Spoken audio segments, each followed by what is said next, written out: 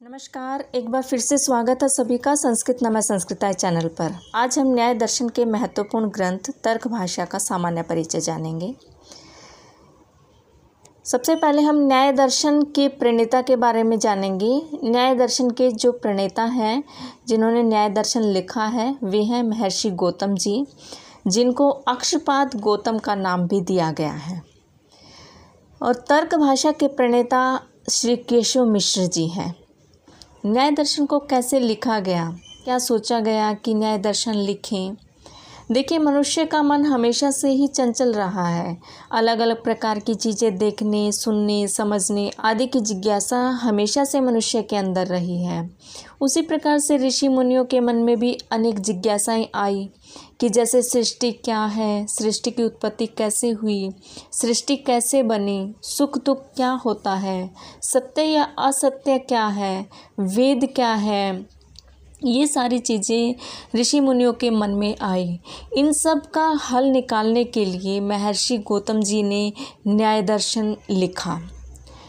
तो ये सारी चीज़ें न्याय दर्शन के अंतर्गत आती हैं। भारतीय दर्शन को दो भागों में बांटा गया है, एक है आस्तिक दर्शन और एक है नास्तिक दर्शन। आस्तिक दर्शन क्या होता है? जो वेदों को मानते हैं, जो ईश्वर में विश्वास करते हैं, वह आस्तिक दर्शन के अंतर्गत आता है।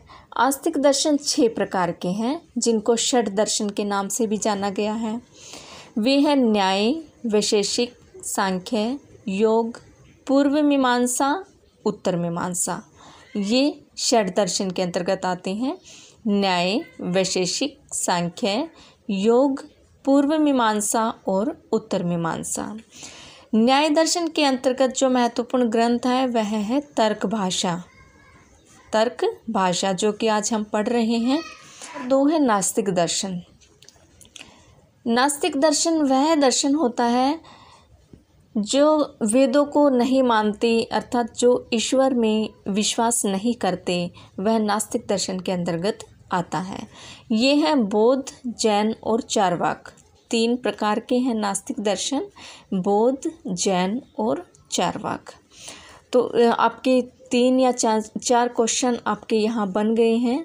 सबसे पहले कि तर्क भाषा ग्रंथ किस दर्शन के अंतर्गत आता है? न्याय दर्शन के अंतर्गत आता है।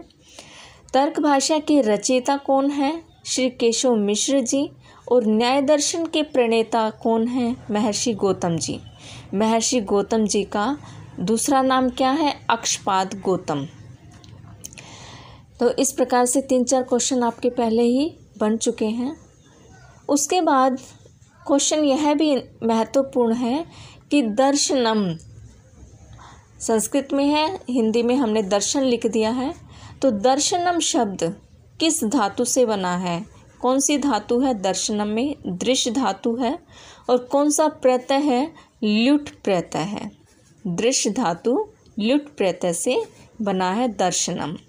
दर्शनम का हिंदी मीनिंग जाने तो देखने का भाव।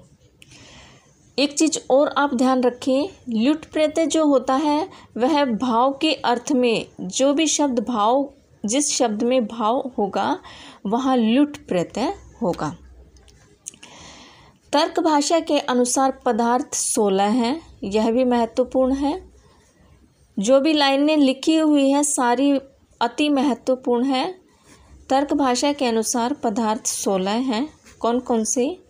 प्रमाण, प्रमेय, संशय, प्रयोजन, दृष्टांत, सिद्धांत, अवयव, तर्क, निर्णय, वाद, जल्प, नितंडा, हेत्वाभास, छल, जाति, निग्रह, स्थानानाम। इस प्रकार से ये टोटल 16 पदार्थ हैं जो कि तर्क भाषा के अंतर्गत आते हैं। आपको इन 16 पदार्थों को नॉलेज में रखना है। ऑप्शन में प्रश्न यह आ सकता है कि तर्क भाषा में कौन सा पदार्थ है, तो इनमें से कोई भी एक पदार्थ दे दिया जाएगा, या फिर तर्क भाषा के अंतर्गत कौन सा पदार्थ नहीं आता, तो 3 आपके इसमें से दे देंगे और एक अलग से दे दिया जाएगा। तो इस प्रकार से यह क्वेश्चन आपका बन जाएगा। आगे है तर्क भाषा की प्रवृत्ति 3 प्रकार से कही गई है। ये भी वेरी वेरी इम्पोर्टेंट लाइन है कि तर्क भाषा की प्रवृत्ति 3 प्रकार से कही गई है। तर्क भाषा में जो 3 प्रवृत्ति हैं इनके द्वारा ही संपूर्ण पदों को समझाया गया है। ये इसका बेस आप मान के चलें। जैसे तर्क भाषा की प्रवृत्ति 3 प्रकार से किस प्रकार से कही गई है? उद्देश्य है, लक्षणम और परीक्षा। हम तीनों के लक्षण जान लेते हैं। उद्देश्य का लक्षण है नाम मात्रेण वस्तु सकीर्तनम, लक्षणम असाधारण धर्म वचनम, परीक्षा लक्षितस्य लक्षणम उपपद्यते न वेति विचार है। इनका डिटेल आपकी परीक्षा में नहीं आएगा, लेकिन आपको जानना इसके लिए ज़रूरी है। एक एक लाइन में ही जानेंगे, ज़्यादा डिटेल में नहीं जाएंगे। जैसे उद्देश्य को जाने तो नाम मात्रेण वस्तु सकीर्तनम, अर्थात इसका मतलब है कि किसी वस्तु का नाम मात्र लेना उद्देश्य कहलाता है। नाम मात्र अर्थात जैसे हम संज्ञा की परिभाषा ले लें कि किसी वस्तु के नाम, किसी स्थान का नाम या किसी व्यक्ति का नाम, ये सब चीज़ें संज्ञा के अंतर्गत आती हैं। तो उसी प्रकार से यह उद्देश्य है कि किसी वस्तु का नाम मात्र लेना ही उद्देश्य कहलाता है। सेकंड नंबर पर है लक्षणम असाधारण धर्म वचनम। इसको हम जाने तो किसी वस्तु या किसी उद्देश्य का असाधारण धर्म कहना या कोई विशेषता कहना, साधारण भाषा में बोले तो कोई विशेषता कहना जो किसी अन्य वस्तु की विशेषता न हो, वह असाधारण धर्म उस वस्तु का या उस उद्देश्य का लक्षण कहलाता है। ठीक है, अर्थात यहाँ पर तो उद्देश्य में तो हमने नाम जाना, लक्षणम में जो नाम की विशेषता आ जाती है वह जान ली। उसके बाद है परीक्षा। परीक्षा के अंतर्गत आता है जो अब लक्षित में लक्षण कहा गया है, अर्थात लक्षितस्य लक्षणम उपपद्यते न वेति विचार है। जो लक्षित में लक्षण कहा गया है वह लक्षित हो रहा है या न हो रहा है, वह व्याप्त हो रहा है या नहीं हो रहा है, ऐसा विचार करना परीक्षा कहलाता है। तो इस प्रकार से ये तीनों चीज़ें विशेष रूप से तर्क भाषा में ली गई है। इन तीनों का हम उदाहरण जाने तो जैसे हम अलंकार की बात करते हैं, यहाँ पर कोई भी एक अलंकार दे दिया जाता है। अलंकार कोई भी किसी भी एक अलंकार का नाम दे दिया जाए, जैसे हमने दे दिया उपमा अलंकार, यह तो हो गया उद्देश्य है। उपमा अलंकार यह नाम है, यह क्या है? उद्देश्य है। फिर आती है लक्षणम की बारी। उपमा अलंकार का हम सूत्र जान लेते हैं। उपमा अलंकार का सूत्र क्या है? यह हो गया उसका लक्षण। फिर कोई उदाहरण दे दिया जाएगा कि इसमें उपमा अलंकार है, यह हो गई इसकी परीक्षा।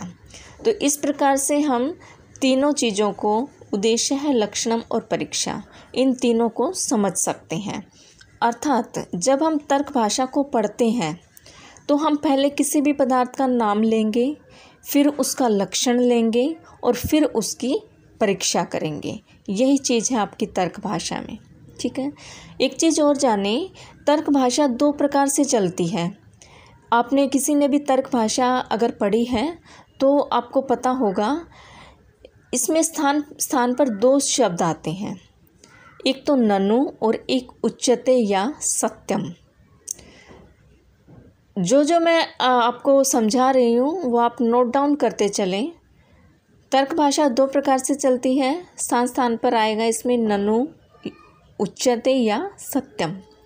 ननु का अर्थ यहाँ पर होगा शंका और उच्यते अर्थात समाधान, सत्यम समाधान, समाधान होगा दोनों का, उच्यते और सत्यम।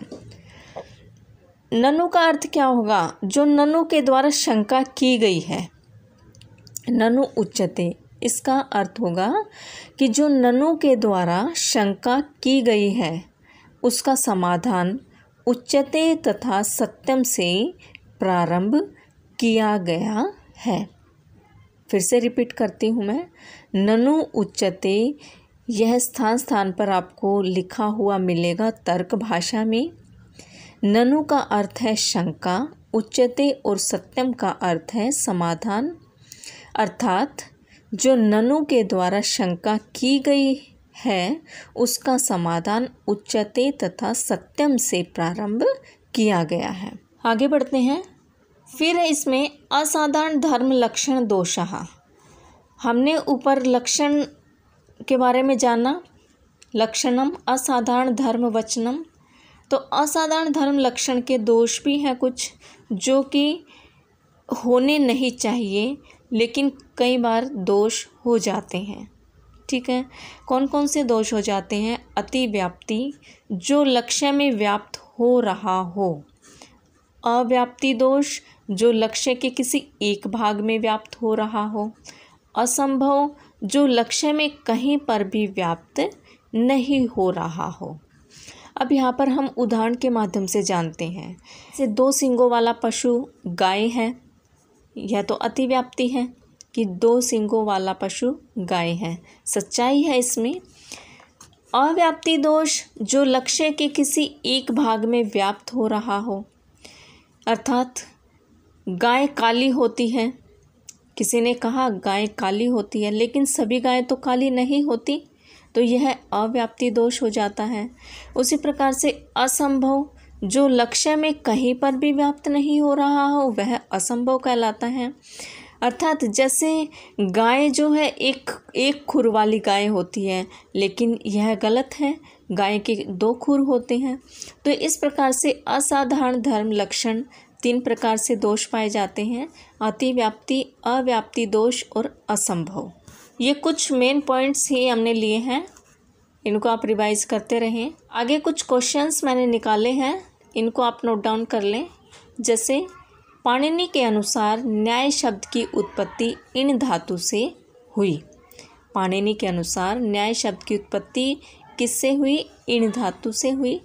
प्राचीन न्याय परंपरा को पदार्थ मीमांसात्मक कहा गया है। प्राचीन न्याय परंपरा को पदार्थ मीमांसात्मक कहा गया है। नव्य न्याय धारा को प्रमाण मीमांसात्मक कहा गया है। न्याय दर्शन में 5 अध्याय हैं। न्याय दर्शन में कितने अध्याय हैं? 5 अध्याय हैं। न्याय सूत्र के प्रत्येक अध्याय में 2 आहनिक हैं।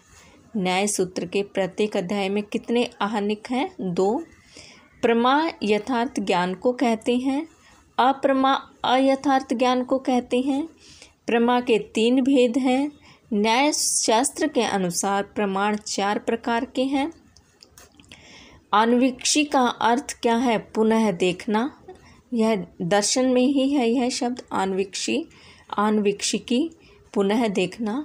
प्राचीन काल में मीमांसा शब्द के लिए न्याय सूत्र का प्रयोग होता था। न्याय विद्या के लिए तर्क भाषा का प्रयोग हुआ। न्याय सूत्र के भाष्यकार हैं वात्स्यायन। वात्स्यायन का समय 300 ईस्वी प्राय माना जाता है। न्याय दर्शन के अनुसार कार्य कारण सिद्धांत, असत्कार्यवाद। न्याय दर्शन में अनुमान के 5 अंग हैं। अनुमान का आधार व्याप्ति संबंध है। व्याप्ति क्या है? विशिष्ट संबंध। तो इस प्रकार से हमने तर्क भाषा के कुछ महत्वपूर्ण तथ्य जाने। उम्मीद करती हूँ आपको समझ आए होंगे। वीडियो देखने के लिए धन्यवाद।